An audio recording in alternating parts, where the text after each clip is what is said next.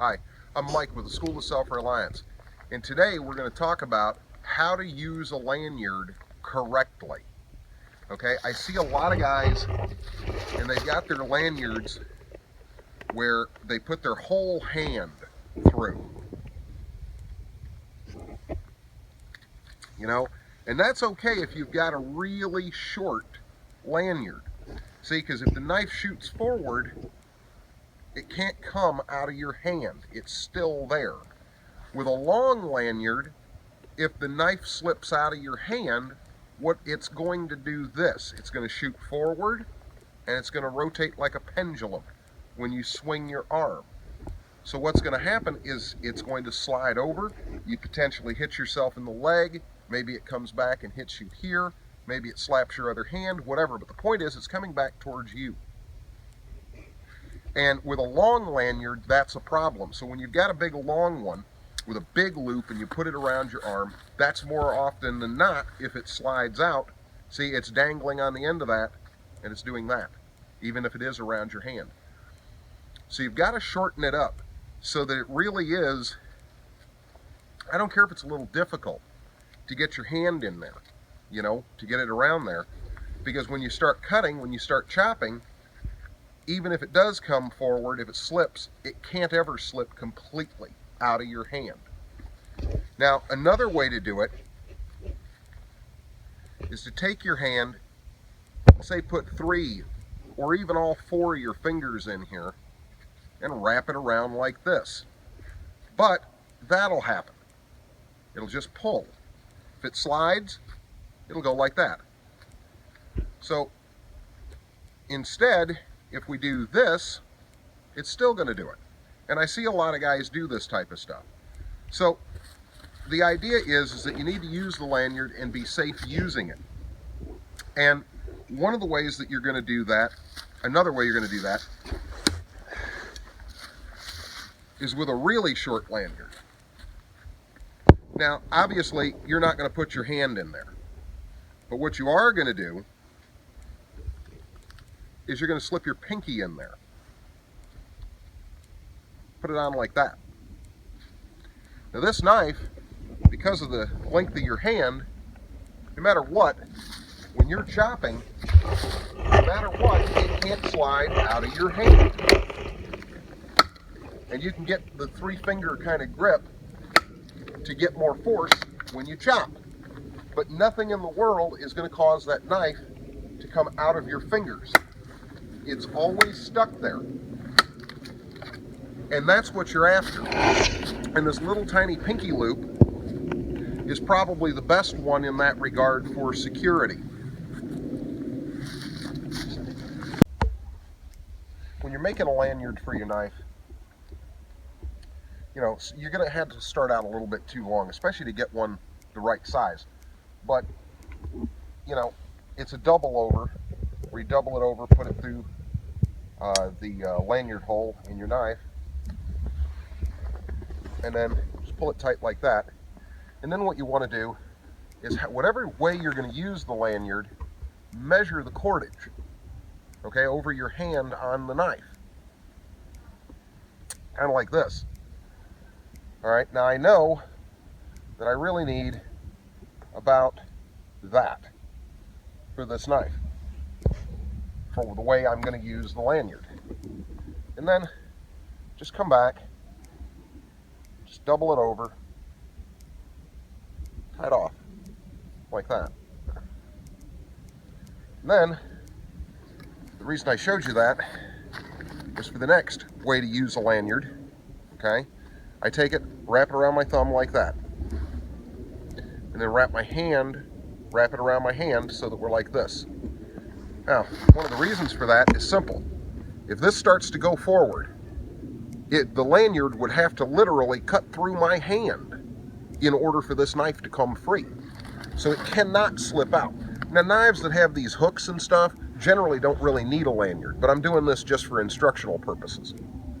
But this is probably the best way to use a lanyard, period, that I've ever found, and except for the other ways that I showed you. But they're the only right ways. If you take this, and I've seen people do this, they'll take it and they'll put it like this and they'll grab onto the knife this lanyard's so loose, see what I mean? And then if it does ever slip out when you're slinging it forward, that's going to happen. But this actually secures it to you, where when you chop, see, I'm not even holding the knife. The lanyard is. I'm keeping the knife straight up and down, but the lanyard is keeping it from going forward. And I just sit and hack. And that's probably one of the most effective ways to use a lanyard that I've ever seen, other than the other ways that I've showed you. Now, it's amazing how fast I change my clothes in between these. I'm going to change back in just a minute. But another way that you can use a knife, or use a lanyard, and I hear people talk all the time about, you know, small knife, small knife. A small knife will never do what a big knife will do. But a big knife will do a lot of things a small knife will do, and it will do a lot more. And, you know, they say I don't have enough control. Well, you can take and do this. And then you can do fine work like skinning. And all this lanyard takes the weight of the knife itself. You can do this with 9 and 10 inch bladed knives. The lanyard take all the weight of the knife. You can hold on to it like this and use as little or as much of this knife as you want for skinning and so on and other fine work. And, you know, there's all kinds of stuff that can be done with this knife, you know, if you really need some kind of control. And the lanyard will do most of the holding and support the weight of the knife. You can actually use that knife for a lot finer task, whatever that task may be. But I've especially found that when skinning, you know, when doing stuff like that, that I need to get, you know, a much smaller section of blade in play. Well, that blade will lay in your hand like this, and the lanyard will take the weight, and you can force down on it with your palm. The lanyard will stretch out, hold it like that, and then you actually have real pressure to hold that knife in real control.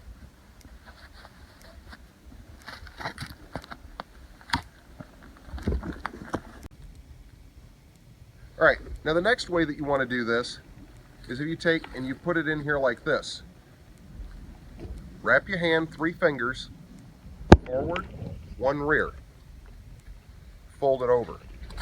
You've created a block, a wedge, where it can't get out of there.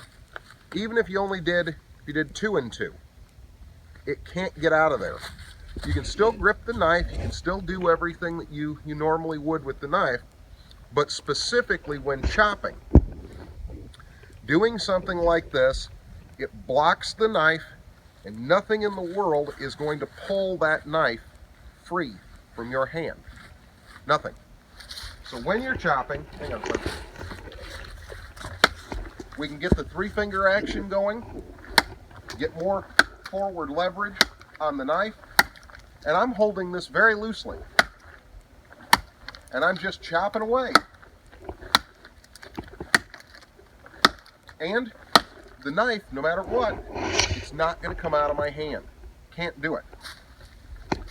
So when you see people with a big lanyard, you know, or a big loop, and they just slip it around their arm, and they grab onto the knife, they're trying to prevent it from sliding out of their hand. Well, the problem is that you're really looking for a disaster with that.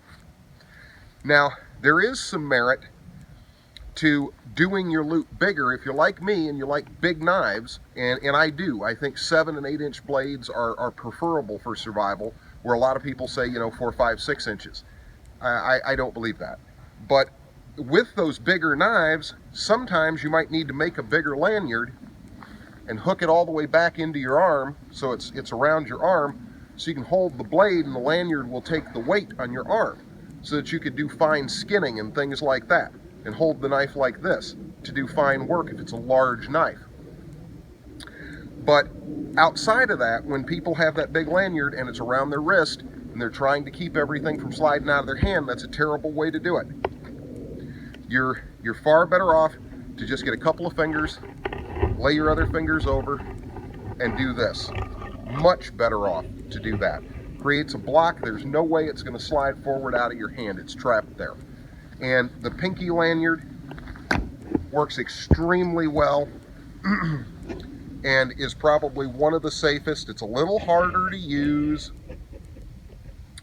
but knives like this, that don't have a hook like there is on the Becker or some other models, these knives, when you chop with them, they want to slide forward, and there's nothing really back there to stop them.